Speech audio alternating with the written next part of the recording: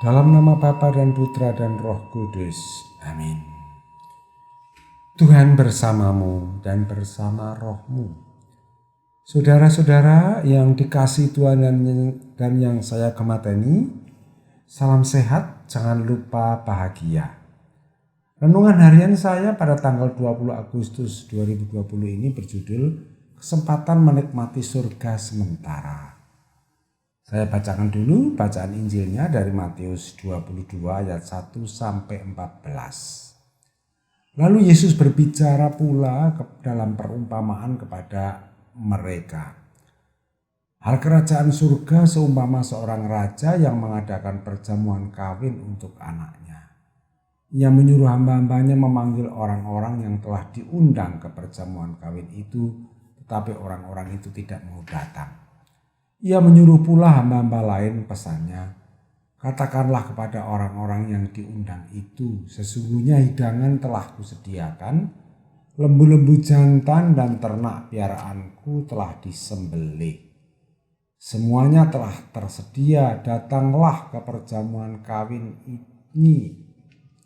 Tetapi orang-orang yang diundang itu tidak mengindahkannya. Ada yang pergi ke ladangnya, ada yang pergi mengurus usahanya, dan yang lain menangkap hamba-hambanya itu, menyiksanya dan membunuhnya.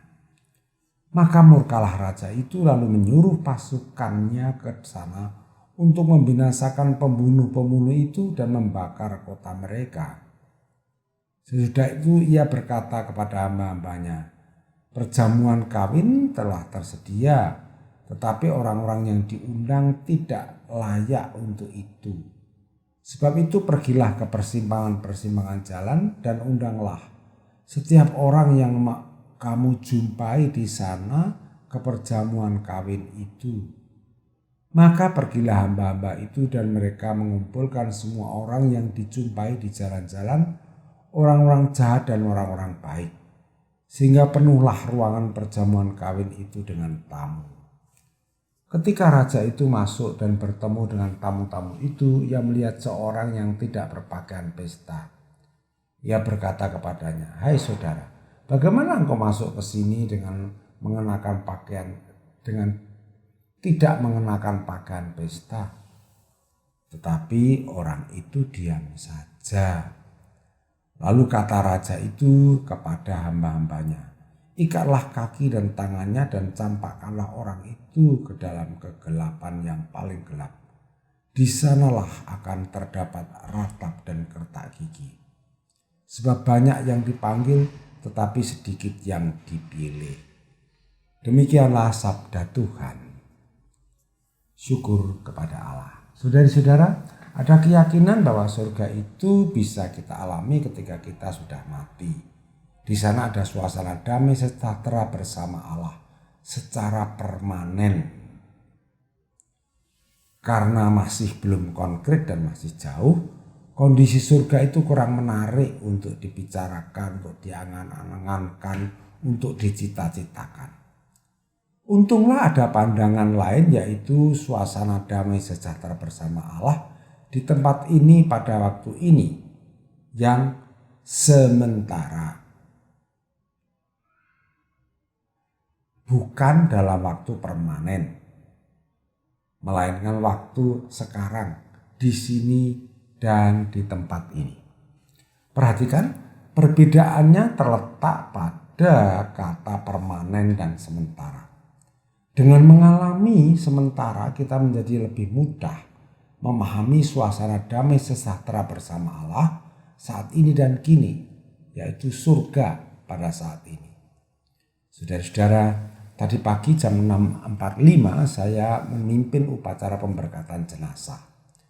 Dalam perjalanan dari pastoran ke lokasi pemberkatan, teman-teman semobil bercerita bahwa Ibu Katarina yang meninggal ini mengalami saat yang indah, saat yang membahagiakan ketika dia mengerjakan jahitan untuk pembuatan face shield, pelindung muka, pelindung wajah.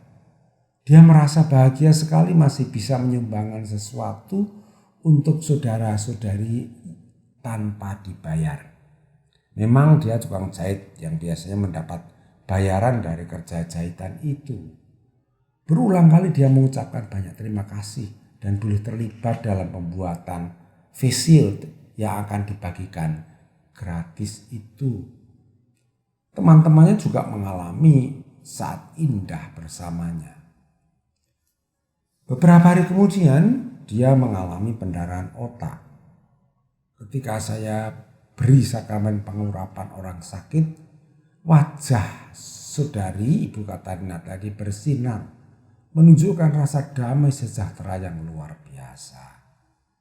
Bisa saya simpulkan bahwa ibu itu mengalami 2 kali surga, yaitu ketika menjahit dan ketika menerima sakramen pengurapan orang sakit.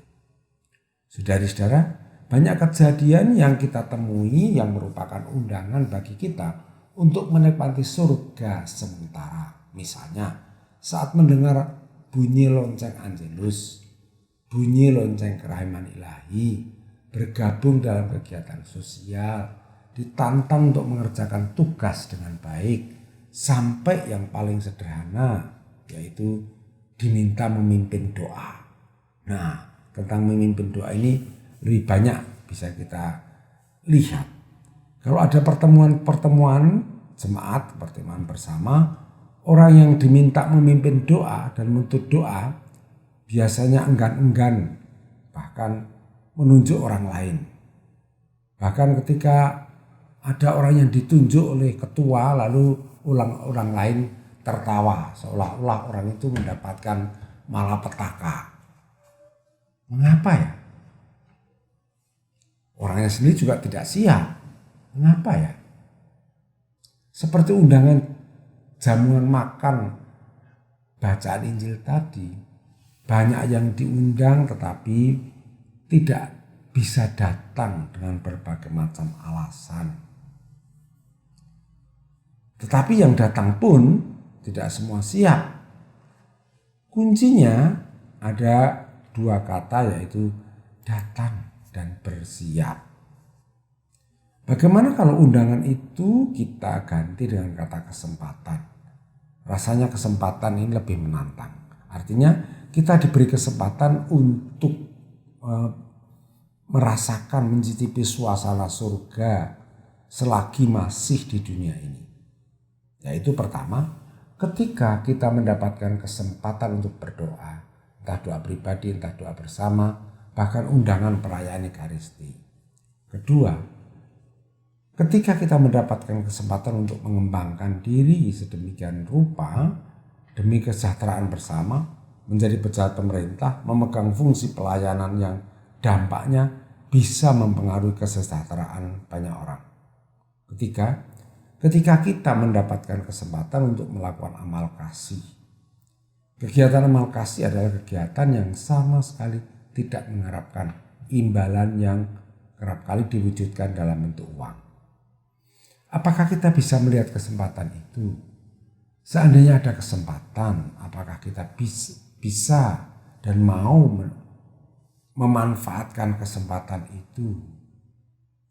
Kalau ada orang yang mengeluh karena diajak berdoa Angelus misalnya, bahkan mengatakan sebagai kegiatan sok suci, orang itu sama saja dengan membunuh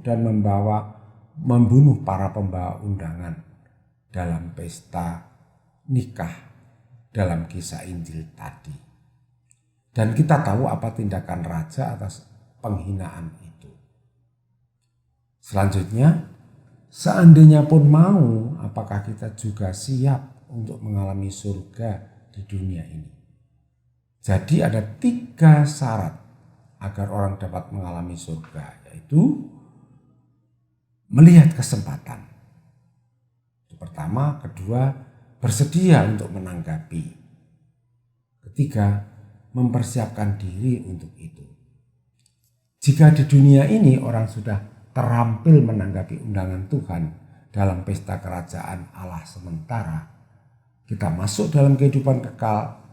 Ketika masuk dalam kehidupan kekal, dia tidak akan sulit menikmati surga yang permanen. Amin. Kemuliaan kepada Bapa dan Putra dan Roh Kudus, seperti pada permulaan, sekarang, selalu, dan sepanjang segala abad. Santa Maria Fatima, doakanlah kami. Dan semoga kita selalu mengalami berkat Allah yang Maha Kuasa, Bapa, Putra, dan Roh Kudus. Amin.